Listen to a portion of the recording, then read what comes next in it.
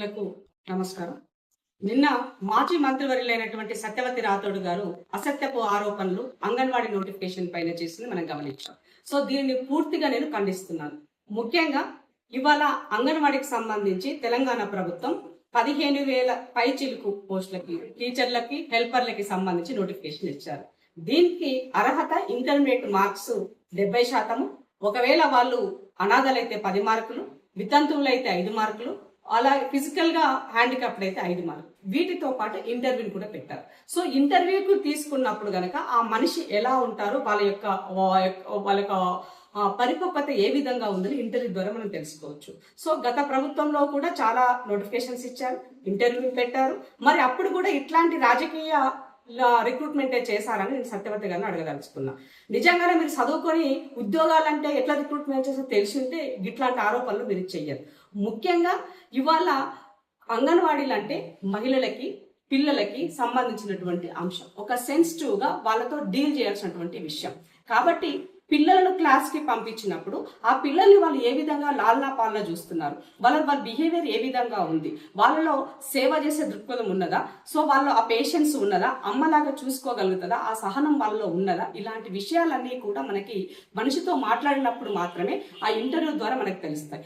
మార్కుల బేస్ చేసుకొని మార్కులతోనే రిక్రూట్మెంట్ చేసినప్పుడు మనం గత అనుభవాలు మనం చూస్తున్నాం. అంగన్వాడీ టీచర్లు పిల్లల్ని ఏ విధంగా ఎక్కడెక్కడ ఇబ్బంది పెట్టినారో గత అనుభవాలు మనకు చెబుతున్నాయి. ఆ అనుభవాల ద్వారా పాఠాలు నేర్చుకోకుండా దీన్ని మార్పు కోసము ఒక క్వాలిటీగా, ట్రాన్స్పరెంట్ గా ఒక కలెక్టర్ ఆధ్వర్యంలో జరిగే కమిటీ ద్వారా దాంట్లో చేసేటువంటి దాంట్లో జిల్లా లెవెల్లో కలెక్టర్ తో పాటుగా ఆర్డీఓ ఉంటారు, ఆరోగ్య శాఖకు సంబంధించిన జిల్లాధికారి ఉంటారు, అట్లాగే సంక్షేమ శాఖకు సంబంధించిన అధికారులు ఉంటారు. ఇన్ కేస్ ఐటీడీ అయితే ఐటీడీ ప్రాంతానికి సంబంధించిన ఐటీడీ అధికారులు ఉంటారు. మరి ఇక్కడ ఏ విధంగా అవకతవకలు జరుగుతాయో చెప్పాల్సిన అవసరం ఉంది. మీలాగా పేపర్ లీకేజీలు చేసి, మీలాగా నోటిఫికేషన్లు ఇచ్చి మరునాడే కోర్టులకు మెట్లెక్కే విధంగా టెక్నికల్ గా లోపాలతోనే ఇచ్చేటువంటి పరిస్థితి ఈ ప్రభుత్వానికి లేదు. ఆ యొక్క ఆలోచన కూడా మాకు లేదు అన్నది సత్యవతి గారు తెలుసుకోవాల్సిన అవసరం ఉంది. మీ పేరు నాకు తెలిసి సత్యవతి కాకుండా అసత్యవతిగా పెట్టుకుంటే బాగుంటుందేమో నేను అనుకుంటున్నా. ఎందుకు అనంటే నిజంగానే ఒక సోయి ఉన్నటువంటి తెలంగాణ ప్రజల పట్ల, సంక్షేమం పట్ల మీకు ఆలోచన ఉండి మంచి పోషక విలువలు ఉండే అటువంటి వాటిని అమలు చేయాలని ఒకవేళ ఆలోచన ఉండుంటే మీరు ఈ రకమైనటువంటి స్టేట్మెంట్స్ చేసేవాళ్ళు కదా, ఆరోపణలు చేసేవాళ్ళు కారు కదని అర్థమవుతుంది. నీకు నిజంగానే సీతక్కకున్నంత డిగ్రీలు ఉన్నాయా? సీతక్కకున్నంత ప్రజలతో ఉన్నటువంటి మమేకం ఉందా? సీతక్కలో ఉన్న పనితనం మీలో ఉన్నదా? పనితనం ఉంటే మీరు ఇట్లా మాట్లాడే వాళ్ళు కాదు. ఆమె శాఖకి సంబంధించిన ఏ అంశం వచ్చినా కూడా ఆమె పైన ఆరోపణలు చేయాలి, ఆమె పైన ఏదో ఒకటి బట్టగాల్చి మీద వేయాలి. ఇదేనా నీ నైజం? ఒక మహిళగా ఇంకొక ఆదివాసీ బిడ్డ మంత్రిగా ఉంటే ఎందుకమ్మా ఓడ్చుకోలేకపోతున్నావు? ప్రతి విషయానికి తగుదనా అమ్మను ముందుకు వచ్చేసి మాట్లాడుతున్నావు. గతంలో మీ సార్ చెప్పిండు అసెంబ్లీ సాక్షిగా, అవును మా పార్టీ కార్యకర్తలకు సంక్షేమ పథకాలు ఇస్తే తప్పేంటి అని మాట్లాడినాడు. కానీ మా ప్రభుత్వం అట్లనే పార్టీలకు అతీతంగా, జెండాలకు అతీతంగా అందరికీ ఇందిరమ్మ ఇండ్లు ఇస్తున్నాం, అందరికీ అన్ని సంక్షేమ పథకాలు అందిస్తున్నాం, అందరికీ రేషన్ కార్డు ఇస్తున్నాం, అందరికీ పింఛన్లు అందిస్తున్నాం. అది రేవంత్ రెడ్డి సర్కార్కు ఉన్నటువంటి ఘనత.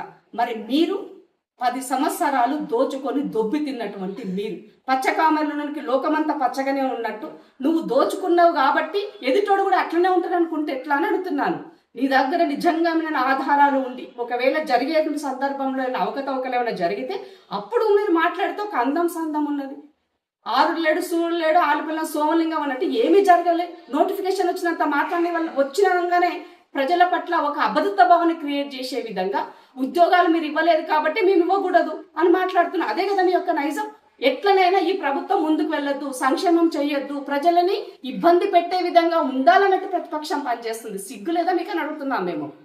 మాట్లాడేటువంటి ఎంపీ మాలతి కవిత అయినా మీరైనా మీరు మాట్లాడితే ప్రజలు మెప్పు పొందాలి, ప్రజలు నిజమే అని నమ్మే విధంగా ఉండాలి.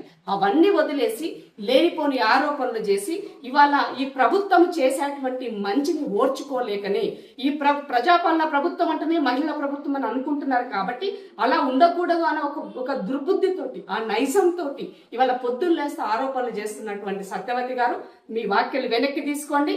అదర్వైజ్ మీరు ఇట్లాగే అసత్యపు ఆరోపణలు చేసినట్లయితే రేపటి నుంచి మిమ్మల్ని అసత్యవతి అని నామకరణం చేస్తాం. తస్మాత్ జాగ్రత్త.